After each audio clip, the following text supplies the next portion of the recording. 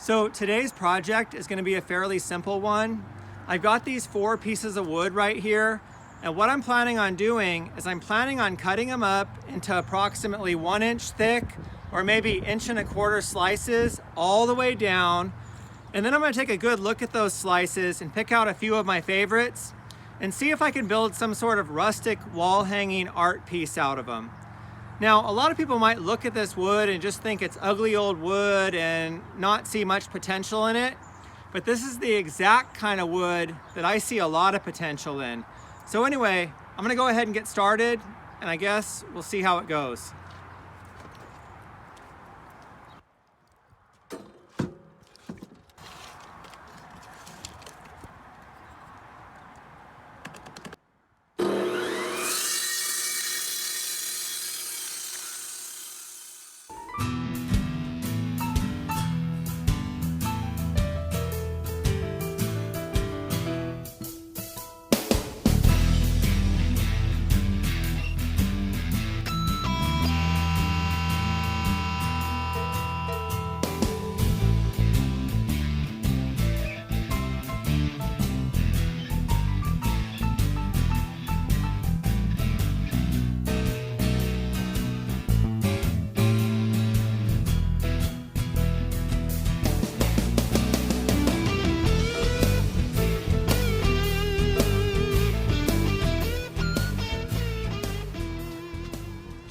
So it turns out that it's not going to be so easy to cut this wood into slices after all. Most of it's just turning into small pieces like these. But I actually did get one slice that I really like, and that's this one right here. So with any luck, I'll be able to get a few more slices like this and be able to make something out of this wood.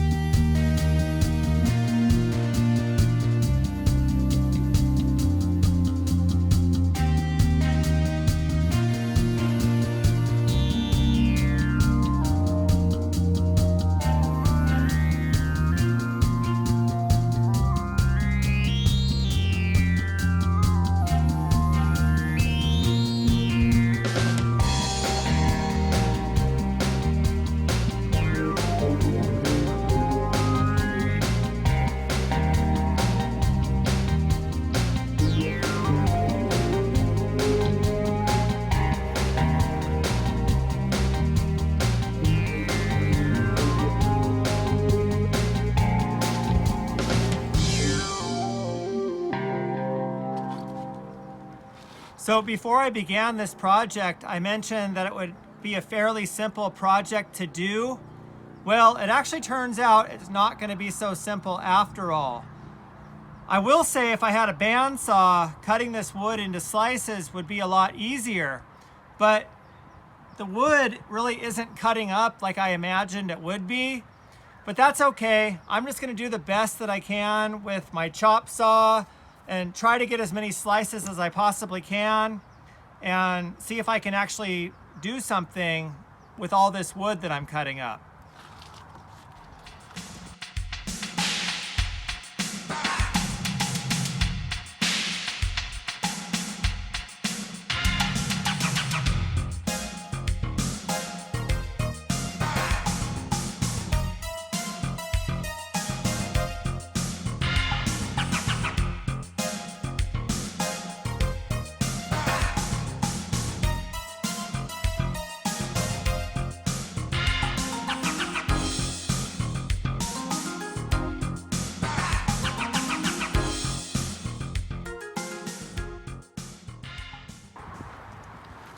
So I ended up cutting up about half of the wood that I had, and I still have this here to cut up if I need it. But at this point, I feel like I've cut the most interesting parts out of this wood, and I also feel like I've got enough to work with. So I'm gonna go ahead and start arranging these pieces here and see if I can find some sort of design that might look good hanging on the wall.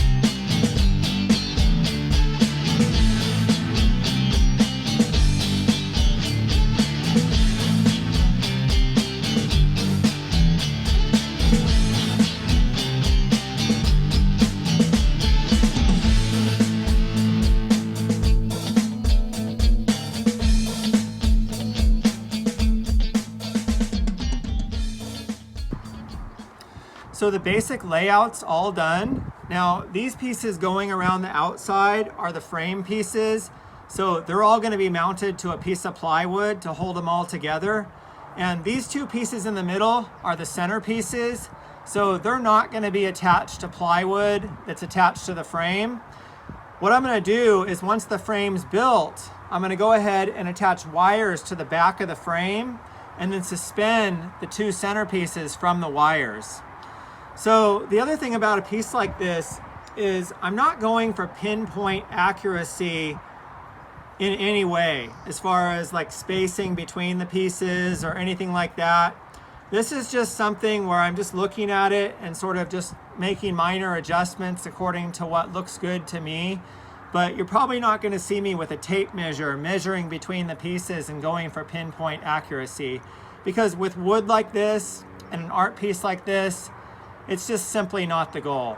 But anyway, I'm going to go ahead and mount the frame pieces to the plywood and then move on from there.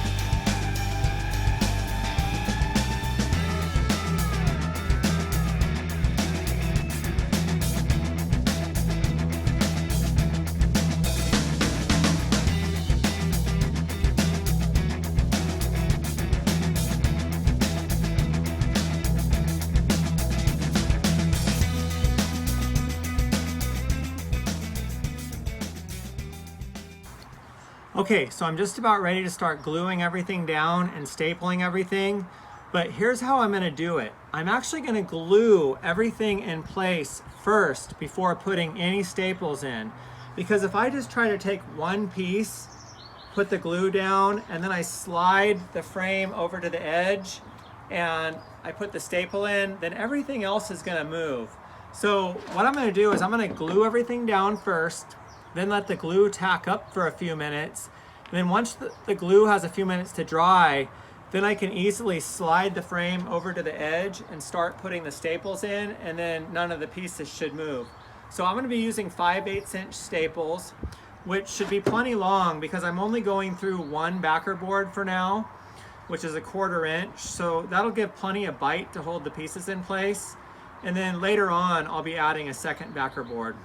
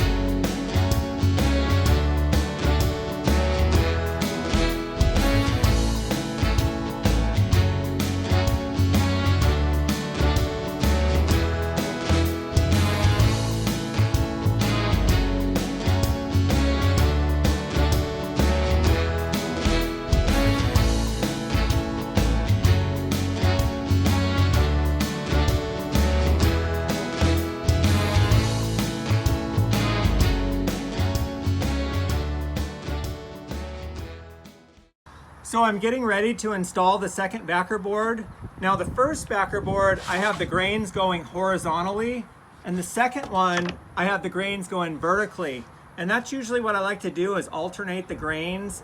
But you'll also notice that I held the second backer board in from the first backer board about 1/4 inch all the way around. And that's because I'm going to be grinding both of the backer boards back so that they're not as visible from the side. And it just makes it a lot easier to grind them back when I have the second backer board in from the first backer board.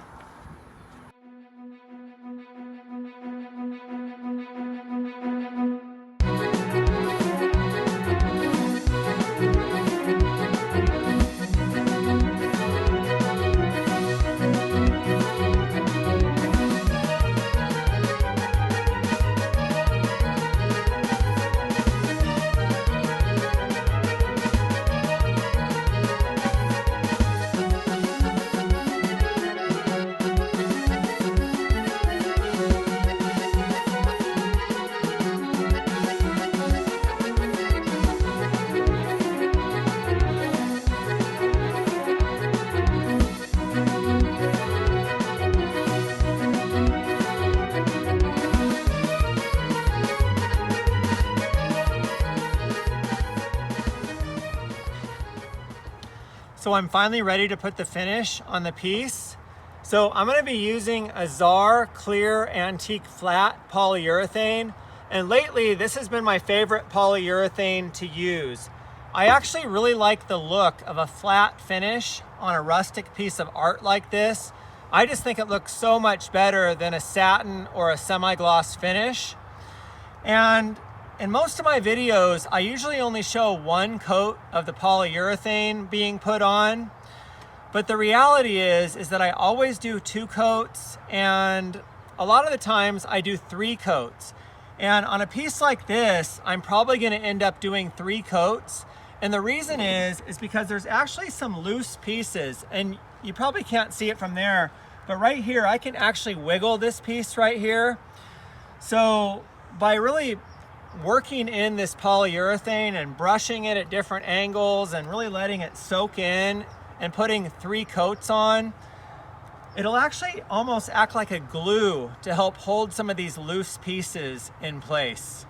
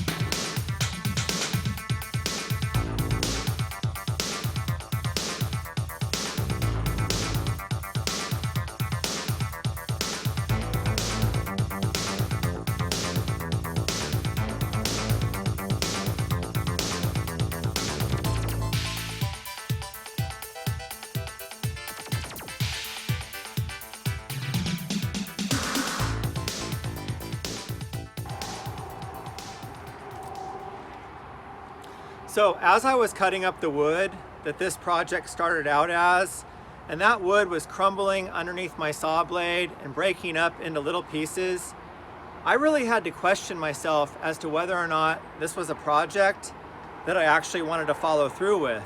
But once I saw my first centerpiece, I knew that the wood had real beauty in it. And at that point, I made a commitment to finish the project no matter what challenges I may face. So one of the things that I really enjoy about doing a project like this is being able to take some wood that maybe other people had forgotten about or didn't notice or didn't see much potential in, and being able to repurpose it into a piece of art. And even though doing a project like this has its fair share of challenges, I actually learn a lot from doing each one. So that makes each project well worth doing. So anyway, that's it for now, and I hope to see you guys soon.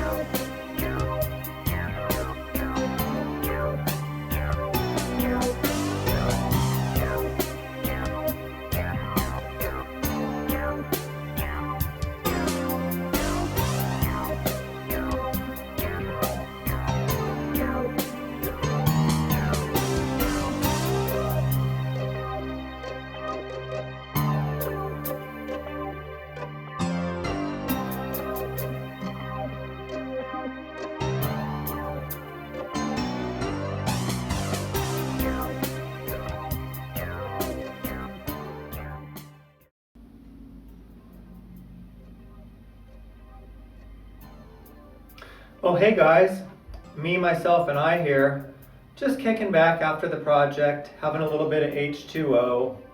So even though the project had its fair share of challenges, I feel really lucky to have had the opportunity to work with a couple of really great guys. So me did the camera work on this project, and myself did the editing, and I did the carpentry. And I think what makes a really great team is when everybody has the same goal in mind, thinks alike, and is really just on the same page. So cheers to you guys for sticking with us till the very end. Take care now.